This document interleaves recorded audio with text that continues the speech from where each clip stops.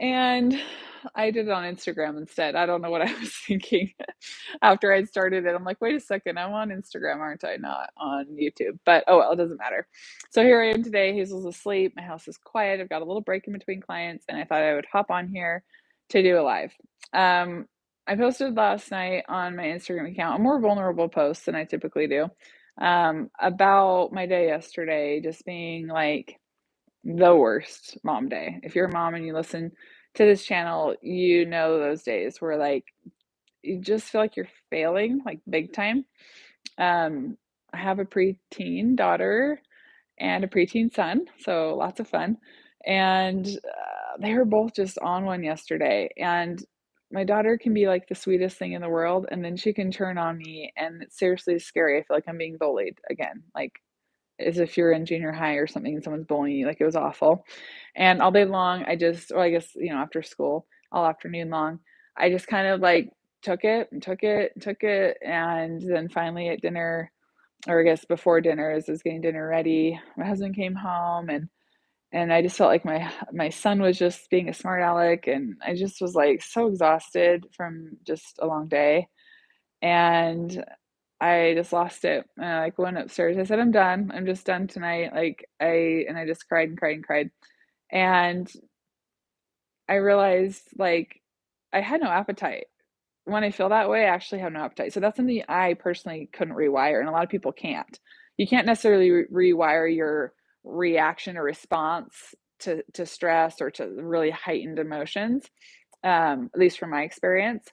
But I just know now that like me just going to bed and not eating dinner or any kind of snack afterwards was a good idea. I just knew that'd be stupid. It wouldn't control anything, it wouldn't fix anything. Um, and quite frankly, I like food, so it just didn't make any sense.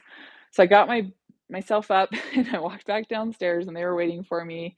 And instead of me trying to control or trying to use my voice through restriction, a form of manipulating, where like, I'm not eating dinner. And my kids would be like, that would be weird to them because they always see me eating dinner with them. And if I didn't do that, my husband would be worried and be like, what the heck is she doing? She doesn't do that anymore. But I sure could get their eyebrows to raise, right? And be like, what's wrong with mom? Oh my gosh, she's not eating. That's stupid. Why would I do that? It doesn't make any sense. So instead, I came down and we ate dinner together, and I told them, I'm not okay with how you guys are treating me. Stop it.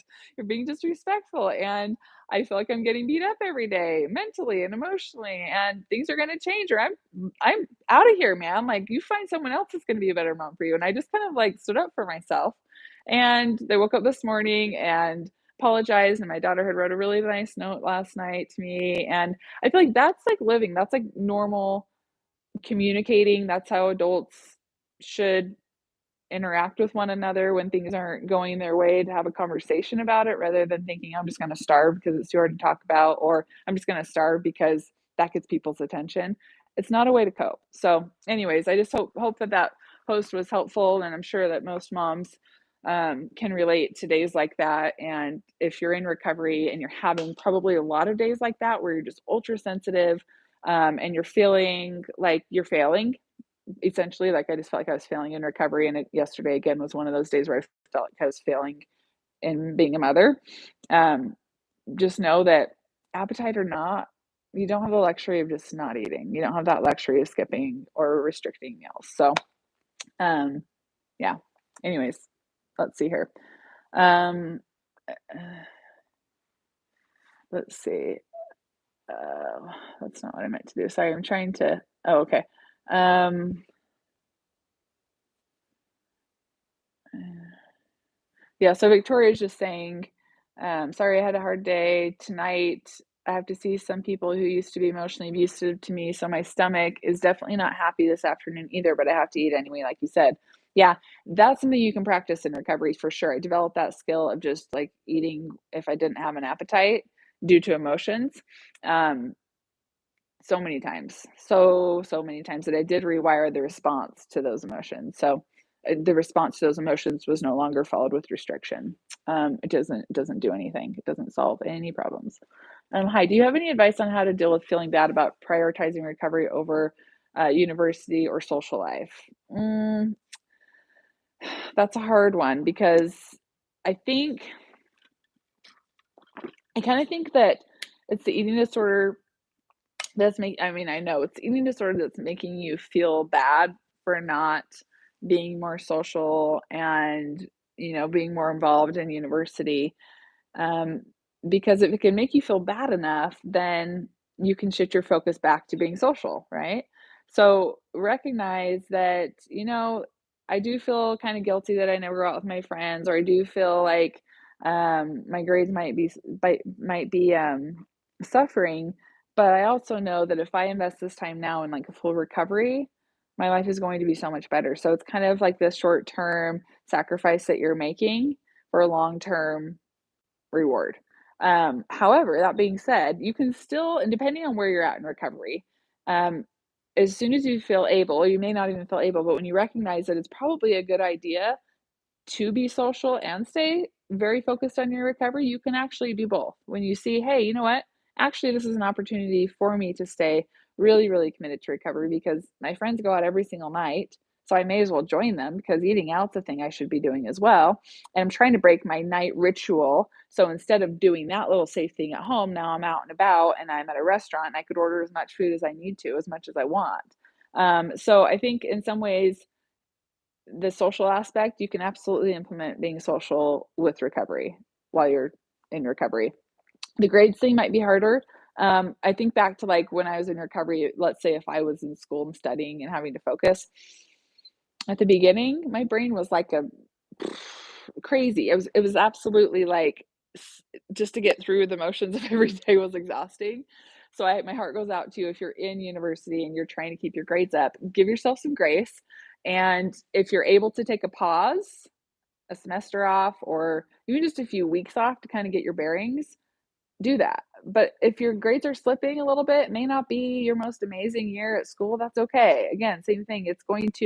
You're going to focus so much better when you're fully recovered that it's worth the time that you're spending now in recovery. So hopefully that helps. Let's see, Irene. I get anxiety if I don't exercise a day or two, but when I exercise, it's not compulsive. I really enjoy it and I stop when I'm tired. I just feel bad if I don't move at all a day. What do I do?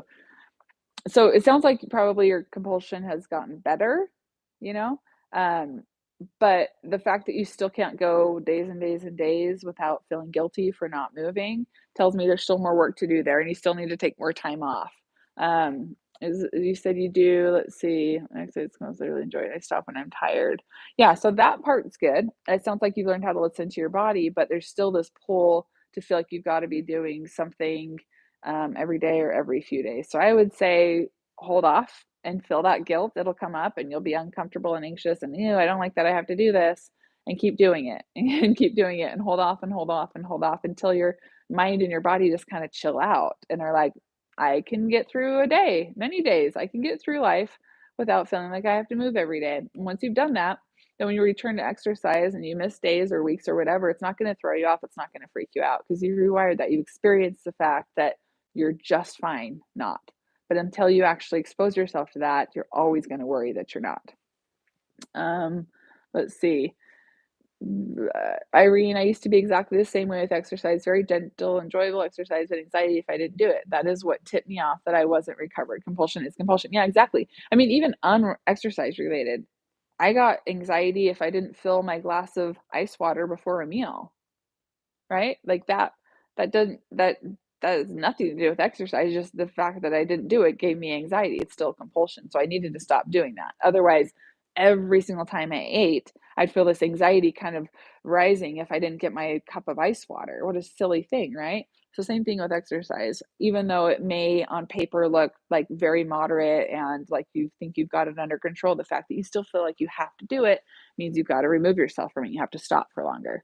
Um, it's okay if I don't. I just want to move, like going shopping or things that include moving my body. Um, yeah, but there's a difference. Like naturally, right? People go shopping, and that just kind of happens throughout the week. You probably go shopping at some point. But if your driving force to go shopping is so that you can move rather than to go and buy groceries or buy clothing or whatever, supplies you need for your house, if your driving force behind that is to move, that's a problem. Moving forward, you'll just go shopping because you need groceries, or you'll actually, if you have the luxury of sending your your spouse or partner or something, then you'll ask them to do it, and you'll take advantage of that too, because suddenly, and this is something that I definitely have experienced myself in recovery, is like, I actually hate grocery shopping now. I absolutely despise it. I will go as long as we can until I have to go. I hate it. But before I recovered, I seriously went every day to a different store because this store had that stuff, and this store had this, and this had those, and this safe food, and this, and this one only carries, oh my gosh, like every day, all day. I would just spend going to stupid stores because it killed two birds with one stone, right? It like got me ensured that I had all my safe food in stock, but then also ensured that I was moving throughout the day. So where am I going with this? What was the question? Yeah, so if your intention behind going to the store and going shopping is so you can move, again, that's a big red flag. What do you think of meal plans? My team won't let me come off of mine. Seems like you might need a new team. That seems a little odd. Um, I'm assuming you're an adult, Sarah, and you can make your own choices there. And so if you know that you need to come off your meal plan, which if it's been more than a week or two in recovery and you're still following a meal plan, it's time to cut the cord there and remove yourself from that and really truly start listening to your full mental hunger. And someone's telling you you can't, well, say goodbye and find someone else, find a different support group, because honestly, no support is better than bad support. I really believe that, because I feel like you can, if you're determined to recover, you do have support, right? You have my YouTube channel and other YouTube channels and people that are trying to help in giving out free resources where you can have some form of support, right? And there's comments where people are um, leaning on each other and cheering each other on and things like that. And yeah, that's not quite as individualized and one-on-one, but it's still something, and it's still better than bad support. So I think if they're not letting you deviate from your meal plan, it sounds like they don't quite understand eating disorders. Um, haven't experienced what having an eating disorder feels like. When you really want to recover, staying on a meal plan, it's not going to do much. Um, Let's see, Lindsay. Hi, Becky. Did you notice in recovery having financial stress and a restrictive mindset similar to food, but with money? I feel so guilty, especially spending money on food and self-care. Yeah, I did. And that didn't really go away until I like proactively um was like, this is a problem. I just need to start spending money on food. And so what I did in recovery was I committed to eating out at least once a day because one, I needed to let go of the control over me preparing my food, and it was helping me to eat much more challenging foods. And two, I needed to learn how to spend money on food. I had the privilege of being able to do that. However, if I were to have been in recovery, say, when my husband was in medical school and we had two little babies, like twins, and we were dirt poor, I would not have had the luxury. Maybe going to like a fast food taco shop or something and getting like 3-for-1 tacos, maybe I could have done, but like I would not have had the luxury of just going out to eat every single day. And so I totally understand that advice is not applicable to everyone or feasible. Um, but do your best. There is a lot of really cheap food out there. Even in the grocery stores, there's a lot of ready-made meals that are really cheap. Here in the United States, like a box of macaroni and cheese is under $1. So buy a couple of those and make it a meal. There's things you can do that if you don't have the money, you can still be challenging yourself. However, it sounds like here that restrictive mindset. I don't know if it's because you truly are financially strapped or because you've just self-imposed that from being in a scarcity mindset and in your eating disorder. And as you come out of that scarcity mindset, that's going to feel easier. It's going to feel easier to spend money and to treat yourself and to do nice things for yourself. I would never, ever go get my nails done before I recovered. And now I need to go get them done again. But now I love to go and get my nails done. I love to get massages. I love to bribe my kids into giving me a foot massage. Like I am really comfortable treating myself. Occasionally I'll take baths. I wish I had more time for it, but that's another thing that in recovery I kind of forced myself to do. Like as a chunk of my day, I was being quote unquote unproductive, what I thought was unproductive, and I wasn't accomplishing anything, but it felt good and I let myself enjoy it. And I'm glad that I did. So start practicing those things if you're in recovery now. And the reason that it's so hard is because you're in a scarcity mindset. Sina, why do I feel more obsessed with food now that I'm more focused on recovery? Only watch recovery content in my free time, and I feel I'm more obsessed. Yeah, well, because when you start recovery, you start like, something there's a switch in your brain when you start, like, properly eating unrestrictedly that your brain now is registering that food's available. It's in the environment and you get to eat it because you've been doing that with your actions, so of course it's gonna go nuts. Of course your mental hunger is gonna go through the roof. I experienced that same thing, like, I thought I was hungry before recovery, but when recovery started and I really got going, my mental hunger was, like, constantly all day, every day, and the desire to, like, turn to recovery content all day long if you're here's what I tell people, they ask me this a lot, like, if you're listening to recovery content and you're eating, like, all day long while you're listening to it and it's getting you to just stay focused and getting you in the right direction, then do it. Recognize at some point, you're gonna have to branch away from that, but naturally, you're gonna start losing interest in that. So that's one case where I say, "Fine, do it. If it's helping you, go for it. Listen to this ad nauseam." Like, hopefully you're hopefully you're varying the videos you're listening to. It's not all my voice, but, like, yes, if that's getting you to stay on track and you're getting to a place where you're eating unrestrictedly because of it, awesome. But if you're someone who's just constantly listening to recovery content, considering and contemplating and hoping that something in my video is gonna spark this, this aha moment in you where you're gonna start recovery, and it's been days and days and days and weeks and months and years of you just listening to this is just crap for you to listen to then. It's wasting your time. Don't listen to it. Nothing's changing. If you're just listening to this, I say in vain. If you're listening to these videos in vain and you're doing nothing to change, yeah, you gotta stop. You gotta stop. You may as well just move on and go do something else. But if you're really honestly listening to these because it's keeping you on track, then I think that's great. It's a free resource and it's getting you um, getting the momentum going in the right direction. So, yeah, hopefully that answers both of those questions. Okay. Sarah, I'm in the UK like Sarah, and I'm also told to stick to a meal plan, but gave no idea how to come off mine. I've been on it over a year. Also, how do you truly stop the compulsive movement? Thank you. So coming on, how do you come off of a meal plan? Well, I'm guessing that you want way more food that's on your meal plan. So what you do is you just start responding to whatever it is that you want. Mentally, that's going to feel hard, obviously, because you've kind of had this like crutch that feels safe and whatnot. But anytime you feel safe, you're not really rewiring anything. So look at this as an opportunity to be like, hey, I can do some really good rewiring. When I branch away from this meal plan is when my recovery is really starting. That's when rewiring is really going to have to happen. And I'm going to flip everything on its head. So I'm eating nothing that was on that meal plan before. I'm going to eat all different foods. And I'm going to mix up the times and I'm going to eat 15 times more than what was on that meal plan. That's how you do that. And then how do you stop compulsive movement? It's a decision that you make. And then what I can tell people is whatever that you were doing during, like, those usually people will have times of day where it's like, I always for me, it was like I always went to the gym at 9 o'clock. I always went for a walk at whatever time. I always did these things at certain times of the day because it's very OCD and structured. And so what I had to do was like, okay, entering into recovery, I can no longer do that. So I at 9 o'clock have a plan to call my sister, or at 9 o'clock I have a plan that I'm sitting down and reading a book for an hour. So I was doing something to spend that time instead of moving that was like I was committing to sitting down. So I was replacing it with something else. And I was always, whatever it was I was replacing with, wasn't a way of me distracting myself from eating. Everything that I did, um, talking to my sister on the phone or doing a puzzle or reading a book or watching a show always permitted me to still be eating. Okay, so I was not only not exercising, but I was always replacing that with some kind of distraction mentally, but then physically still putting food in my mouth and eating during that time. That's how I rewired that compulsion. But first you've got to make the decision that there's no option. It's not like you wake up in the morning and decide if you're going to do it or not. It's like this is actually not happening anymore, and where there's a will, there's a way. I'm going to figure out a way to not do any more movement. It's not easy. I'm not going to lie, it was not easy.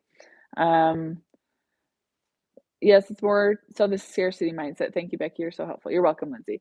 Robin, I just ate 2 Girl Scout cookies, but put the rest in the freezer. That's silly. Unless you like to eat them frozen, get them out of the freezer and finish them, Robin. Okay, Annika, how do you know if you want to recover? I feel like I do and want better for me, but when I try to eat without Ed in my head, it's so challenging.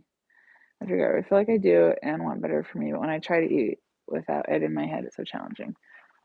It's likely you're not going to eat without Ed in your head, right? If you're in recovery, you're going to be eating and the eating disorder is going to be screaming at you. Keep eating, keep eating, keep eating.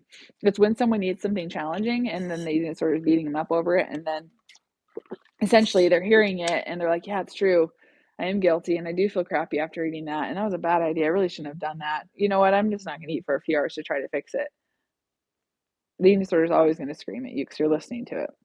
But if you eat something challenging and then you have all those thoughts of, oh man, I shouldn't have done that. I screwed up my day and I ate too much and blah, blah, blah, blah, and you're like, yeah, screw it. And you just go get more food.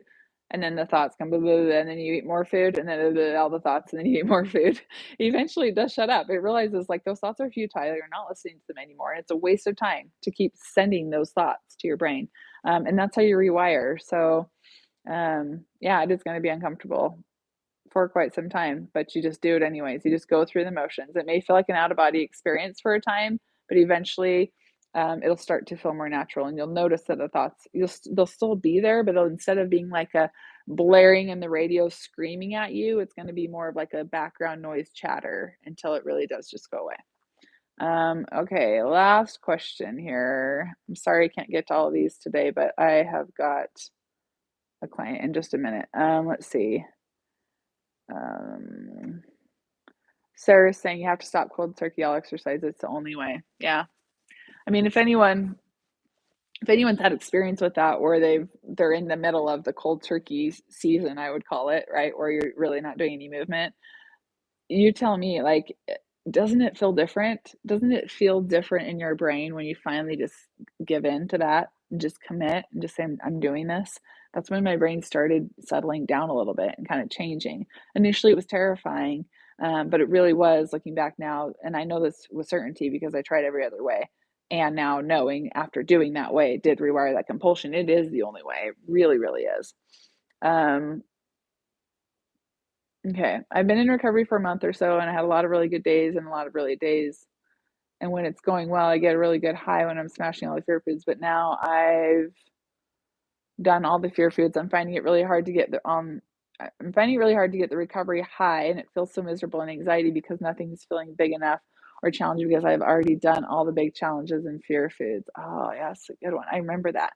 It's almost like an adrenaline rush when you first start recovery. It's like, oh my gosh, I just ate all those bagels and cream cheese. I just had this box of cereal, and oh my gosh, I just downed that double bacon cheeseburger. It's like this.